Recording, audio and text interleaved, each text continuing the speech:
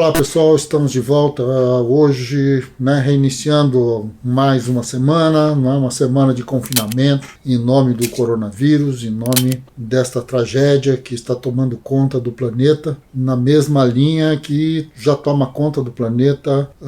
a razão que ordena a nossa sociedade, que é a razão da sociedade capitalista, e nesse sentido, então, há uma reflexão extremamente importante a ser feita. Amanhã estará no ar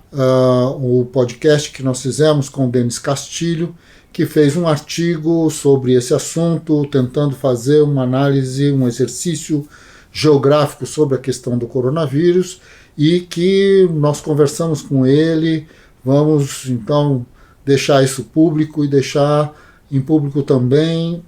a nossa preocupação com essa situação extremamente difícil por que passa o Brasil, da ausência de um comando, da ausência de uma preocupação que possa dar conta da diferencialidade que é o território brasileiro e como que uma coisa homogênea, digamos assim, como no caso o vírus, ela toma conta, da diferencialidade, das especificidades que envolvem a geografia brasileira. Então, vamos conversar um pouco sobre isso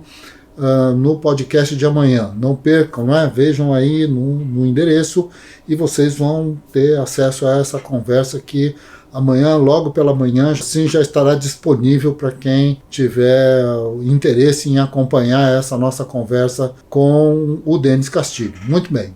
Hoje nós vamos dar continuidade à nossa conversa aí sobre reformas curriculares, sobre Base Nacional Comum Curricular, retomando uma discussão que nós deixamos em aberto na sexta-feira, que é justamente a ideia de que a Base Nacional Comum, ela divide o conhecimento em ciências humanas, em linguagens, em ciências naturais e coisas desse tipo, a matemática separada e tal, e nós estávamos nos perguntando se isso de fato existe, e qual é a origem disso e por que usamos esse tipo de palavreado. Acho que uma das questões fundamentais dessa nossa reflexão de hoje, e que já apontamos na semana passada, é a ideia, ou o conjunto de ideias que ficou genericamente identificado como iluminismo. Um certo tipo de abordagem sobre o significado do conhecimento científico e que já tinha em si mesmo a presunção no próprio nome. Quer dizer, os iluministas eram aqueles que, de alguma maneira, iriam iluminar a escuridão que estava dominando ou que dominava desde o feudalismo, desde o que se chamava então, e se chama, muitos chamam até hoje, de Idade Média, vão iluminar tudo isso, fazer então com que as ideias se aclarem, com que as coisas sejam, na verdade, mais esclarecidas e dominadas e tudo mais. Então, trata-se de uma ideia bastante presunçosa do que é o conhecimento científico, de quem é o cientista, que tipo de reflexão faz a ciência, que tipo de verdade e como essa verdade vai se construindo e vai se questionando e vai se reconstruindo e vai tomando conta das nossas vidas, num conjunto de formatos extremamente complexo que vai desde a maneira como nós entendemos a arte, a vida, a estética, o amor, a amizade, também como nós entendemos a técnica, o desejo, o desenvolvimento da nossa capacidade produtiva, a construção da chamada sociedade de consumo, a ideia, então, geral que constitui a tal da sociedade na qual nós estamos aqui vivendo, construindo, defendendo, atacando e sobrevivendo, antes de tudo. De qualquer maneira, o iluminismo vai colocar uma ideia de ciência, uma ideia extremamente importante, que é a das chamadas hoje ciências duras, digamos assim, que são a física, a química e a biologia e suas derivações de uma maneira geral, tendo como ponto de partida principalmente o pensamento do Newton, em relação à física, a ideia então de matematização generalizada da realidade, dizendo e afirmando e deixando isso bastante claro, de que tudo que é científico deve ser necessariamente matematizado, não é? Quer dizer, deve se transformar em um conjunto de equações matemáticas e que nos leve então a prever o futuro. Então, quando nós temos um conjunto de fenômenos que estão devidamente estudados cientificamente, é porque nós temos controle sobre o que vai acontecer e, portanto, se nós começamos num determinado ponto, necessariamente vamos chegar a um ponto previsível. Claro está que no século XX essa noção de ciência ela vai ser profundamente questionada, uma série de teorias, inclusive a tão famosa teoria do caos, vai nos mostrar então que jamais teremos o controle de fato, não é, do ponto de partida das coisas que nós imaginamos fazer. Então, nesse sentido, a ideia ou o conjunto de ideias que se chamou de iluminismo colocou uma ideia de ciência e colocou para fora dessa ideia de ciência como uma espécie de filosofia com o maior desprezo, são coisas da filosofia, as ciências que não tinham esta capacidade de prever. Então, desde a ideia de um estudo da sociedade, da subjetividade humana, essas questões que estão associadas à arte, que estão associadas à religiosidade, que estão associadas às diferentes maneiras como nós, os seres humanos, nós entendemos o mundo, foram colocadas do lado de fora disso que nós chamamos, ou que o iluminismo chamou de ciência. Nesse sentido, então, se construiu algo bastante interessante, que é o fato desses campos de conhecimento, dessas necessidades, né, da pesquisa, de se construir respostas e tudo mais, começarem a buscar então uma espécie de estatuto científico. Talvez um dos casos mais clássicos de tudo isso esteja associado à sociologia e ao pensamento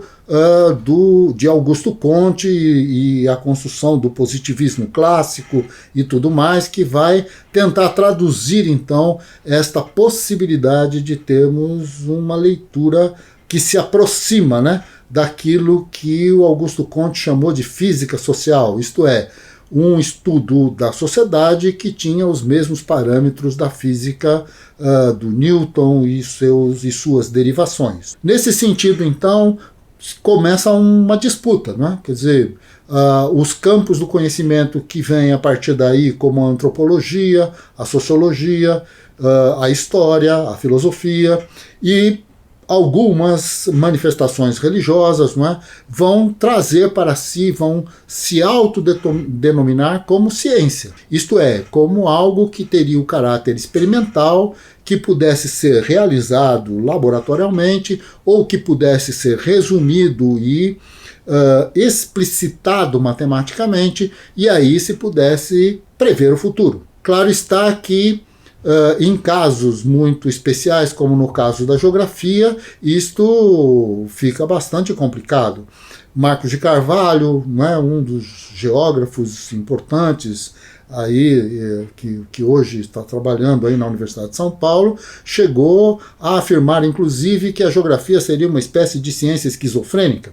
porque, na verdade, ela não consegue ter esta identidade tão clara como aquilo que foi proposto pelo iluminismo e que se estabelece, então, como ciência pura ou ciência não pura, seja lá o que isso queira dizer. Afinal das contas, então, no final, para a gente chegar a um resumo dessa história toda, o que temos é que, paulatinamente, vai se disputar dentro das universidades a ideia de ciência, não é? Quer dizer, e a França foi o ponto mais importante desta tensão, o que repercute muito no Brasil, já que grande parte da universidade brasileira tem seu cordão umbilical extremamente vinculado às tradições do pensamento francês no final do século XIX, começo do século XX. Então, de uma maneira ou de outra, a ideia da existência das ciências humanas envolve, na verdade, a tentativa de chamar as reflexões que são feitas sobre a humanidade de ciência. E por que nós queremos chamar isso de ciência? Porque estamos querendo nos aproximar dessas chamadas ciências de alto escalão, essas ciências duras, essas ciências que são efetivamente reconhecidas pelo iluminismo de ciência. O que significa, portanto, que nós estamos, na verdade, fazendo um certo tipo de concessão. Nós estamos querendo copiar um modelo de pensamento para que a gente possa ser reconhecido e tenha o estatuto de cientista. Na verdade, tudo isso é uma luta insana de caráter corporativo e que nada tem a ver com a história do pensamento humano, com a história do conhecimento humano. Tem a ver muito com uma determinada fase, com determinados interesses e com determinadas disputas. A ideia de ciências duras é uma ideia insana, não é? Porque, no final das contas, sabemos todos que mesmo a física vive das suas dúvidas, a química, a biologia. Se nós tivéssemos, e se essas ciências tivessem a resposta para tudo, não estaríamos vivendo desesperadamente esta luta contra o vírus, o coronavírus, porque, afinal de contas, já teríamos essas respostas não só da existência, como de como fazer para curar caso ocorresse alguma coisa como o que está ocorrendo. Nada quer dizer que esses cientistas, de uma maneira bastante geral, não sejam fundamentais assim como todos. Quer dizer, a grande questão é que fazemos perguntas diferentes ao mundo e vamos atrás de ferramentas para buscar respostas. Nada é mais científico do que um, do que outro. Não estamos disputando o que é mais científico, porque isso nos daria um status mais interessante. Isto tudo é um delírio do final do século XIX, começo do século XX, ou no transcurso do século XIX, na verdade, e que, digamos assim, vai acabar impondo esta divisão à nossa base nacional comum curricular. Basta considerar, inclusive, que a ausência de resposta sobre isso coloca ciência de um lado e matemática de outro, porque, bom, difícil responder às razões de uma coisa dessa. Bom, minha gente, estamos aqui avançando em cima dessa discussão e uma questão é fundamental. As ideias, de ciência que estão colocadas dentro da base nacional comum curricular estão absolutamente ultrapassadas. Isto, em nada, resolve o dilema do conhecimento científico moderno. Na quarta-feira a gente volta já discutindo o tema geografia. Nós vamos agora iniciar este ciclo de discussões sobre a geografia, especificamente, e amanhã, voltando aqui a fazer a propaganda do nosso podcast com o Denis Castilho, amanhã, logo cedinho,